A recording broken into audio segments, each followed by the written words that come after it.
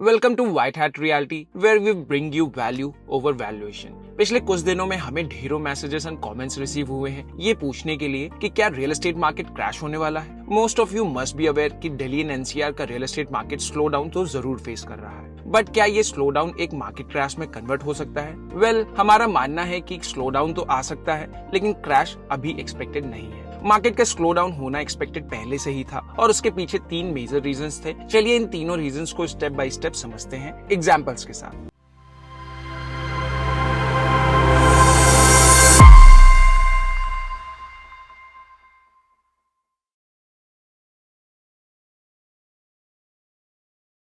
पहला रीजन है, अगर कोई स्पेसिफिक मार्केट काफी लंबे समय से अच्छा परफॉर्म कर रही हो तो उस मार्केट में प्राइसेस उन लेवल्स तक पहुंच जाते हैं जो एक्चुअल वैल्यू से काफी ऊपर होते हैं और फिर एक वक्त आता है जब बायर्स को उन्हीं प्रोडक्ट्स या सर्विसेज की प्राइसिंग जस्टिफाइड नहीं लगती और तब हिट करता है मार्केट में स्लो डाउन और इवेंचुअली आता है price correction. Sector 10 and 12 greater Noida west की मार्केट इसी फेज से गुजर रही है। इस माइक्रो मार्केट में मैक्सिमम प्रोजेक्ट्स ओवर प्राइस हैं और 2 बड़े डेवलपर्स जिनका ट्रैक रिकॉर्ड काफी अच्छा रहा है वो भी अपने प्रोजेक्ट्स में सेल्स के लिए स्ट्रगल कर रहे हैं। हम किन डेवलपर्स की बात कर रहे हैं कमेंट सेक्शन में जरूर गेस करिए। अगर ग्राउंड रियलिटी देखें तो सेक्टर 10 एंड 12 एक बैलेंस्ड मिक्स है जहां स्मॉल एंड लार्ज अपार्टमेंट्स दोनों अवेलेबल हैं। आपको 1100 स्क्वायर फीट में भी 3 BHK मिल जाता है और कुछ रिसेंटली लॉन्च प्रोजेक्ट्स ऐसे भी हैं जहां मिनिमम साइजेस ही 2500 स्क्वायर फीट से स्टार्ट होते हैं। लेकिन छोटे साइजेस वाली इन्वेंट्रीज मोस्टली एग्जॉस्ट हो चुकी है इन सेक्टर्स में और जिन प्रोजेक्ट्स में इन्वेंट्री अवेलेबल है वहां प्राइसिंग छोटे साइज के बायर्स के लिए फिट नहीं बैठती। तो सेक्टर 10 एंड 12 के केस में एक चीज तो बहुत क्लियर है, यहाँ प्राइसिंग ऑल टाइम हाई पहुंच चुकी है। लास्ट 6 मंथ्स में होम बायर्स ने साइट विजिट्स तो किए हैं लेकिन विजिट्स सेल्स में कन्वर्ट नहीं हुए और इसका सबसे बड़ा रीजन था ओवर प्राइसिंग। ये बात सच है कि आज डेवलपर्स को अथॉरिटी से लैंड परचेज करने के लिए अथॉरिटी के रिजर्व प्राइस से लगभग डबल पे करना पड़ता है और पेमेंट टर्म्स भी काफी टाइटन हो चुके हैं, जिसकी वजह से पहले जहां कई सालों का टाइम मिल जाता था पेमेंट्स को कंप्लीट करने के लिए, अब 3 मंथ्स के अंदर लैंड की फुल पेमेंट देनी होती है अथॉरिटी को। नेचुरली इसका इम्पैक्ट प्रोजेक्ट की प्राइसिंग पे पड़ना ही था, लेकिन रीसेंट लॉन्चेस में जो प्राइसिंग अप्रोच रखी गई है वो लैंड कॉस्ट के फैक्टर को भी पूरी तरह से जस्टिफाई नहीं करती है।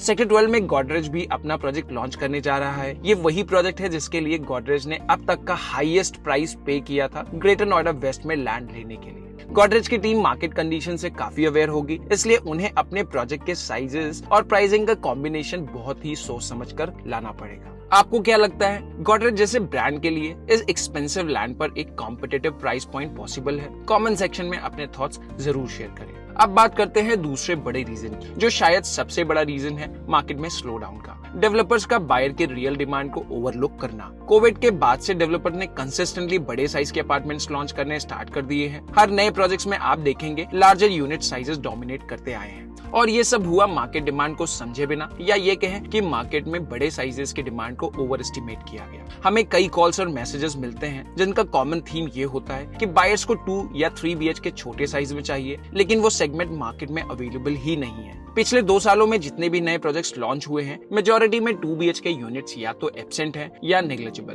और 3 BHK के स्टार्टिंग साइज भी काफी बढ़ गए हैं। अगर कोई डेवलपर ग्रेटर नोएडा वेस्ट में एक प्रोजेक्ट लॉन्च करता है जिसमें 2 BHK एंड 3 BHK यूनिट्स हो, साइजेस हो 1100 स्क्वायर फीट से लेकर 1800 स्क्वायर फीट के बीच, प्राइस रेंज हो 8000 से 9000 रुपीज पर स्क्वायर फीट के बीच, तो ऐसे प्रोजेक्ट की डिमांड बहुत स्ट्रॉन्ग अभी भी मार्केट में हमें लगती है और हमें लगता है कि ऐसे किसी भी प्रोजेक्ट को मार्केट स्लो डाउन फेस नहीं करना पड़ेगा। लेकिन सवाल ये उठता है, ऐसे अपार्टमेंट्स बन क्यों नहीं रहे हैं? क्या ये सेगमेंट पूरी तरह से इग्नोर कर दिया गया है? ये एक बड़ा क्वेश्चन मार्क है। इस पॉइंट से अगर आप एग्री या डिसएग्री करते हैं तो अपनी बात कमेंट सेक्शन में जरूर लिखिए। अगर आपको कोई ऐसा प्रोजेक्ट पता है जो इस सेगमेंट में फिट बैठता है तो वो भी हमारे व्यूवर्स के साथ जरूर शेयर कर सकते हैं। और अब बात करते हैं तीसरे और आखिरी इंपॉर्टेंट रीजन की, जो कि ग्लोबल लेवल का इम्पैक्ट है। दुनिया भर में इकोनॉमिक अनसर्टेनिटी काफी बढ़ गई है, स्पेशली यूएसए एंड चाइना के बीच चल रहे ट्रेड वॉर एक मेजर कंसर्न बन चुका है। ग्लोबल टेंशन फिलहाल के लिए पीक पे पहुंच चुकी है एंड इसका इनडायरेक्ट इफेक्ट इंडिया के आईटी इंडस्ट्री में थोड़ा ही सही लेकिन दिखने जरूर लगा है। और इसके साथ ही ट्रम्प के नए टैक्स पॉलिसी ने भी काफी कुछ इंडस्ट्रीज को इम्पैक्ट किया है जो एक्सपोर्ट ओरिएंटेड है, जिसमें से कई सेक्टर्स इंडिया में भी प्रेजेंट है। इसी वजह से इंडियन बिजनेस में एक अनसर्टेनिटी का फेज भी आया है। अगर सिचुएशन जल्दी बेहतर नहीं होती है तो कुछ सेक्टर्स में ले ऑफ्स भी देखने को मिल सकते हैं। अब ऐसे अनसर्टेन एनवायरनमेंट में स्पेशली आईटी इंडस्ट्री के प्रोफेशनल्स जो नोएडा, ग्रेटर नोएडा एंड गुरुग्राम जैसे एरियाज के मेजर होम बायर्स होते हैं, उनके मन में नेचुरली थोड़ा सा डाउट आना शुरू हो गया है। उन्हें लगता है कि अगर ग्लोबल स्लोडाउन इंडिया तक पहुंचता है तो उनकी जॉब सिक्योरिटी भी इम्पैक्ट हो सकती है या कम से कम ग्रोथ के चांसेस टेम्पररी स्लो हो सकते हैं। अब ये कहना जरूरी है कि इंडिया के फंडामेंटल्स काफी स्ट्रॉन्ग है, मैक्रो इकोनॉमिक इंडिकेटर्स भी काफी स्टेबल है और अगर ग्लोबल स्लोडाउन आता भी है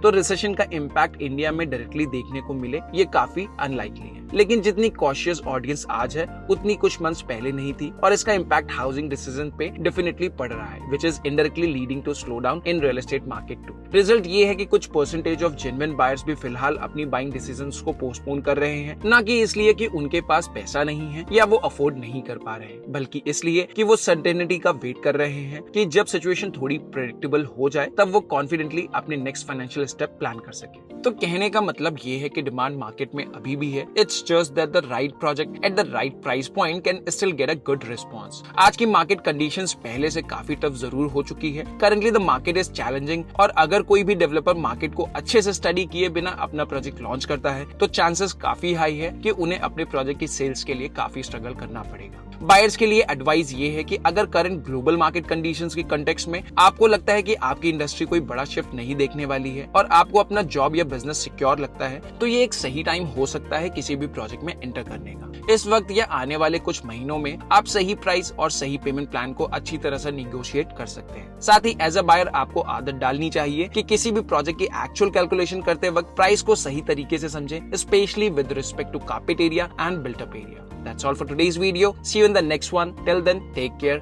and goodbye.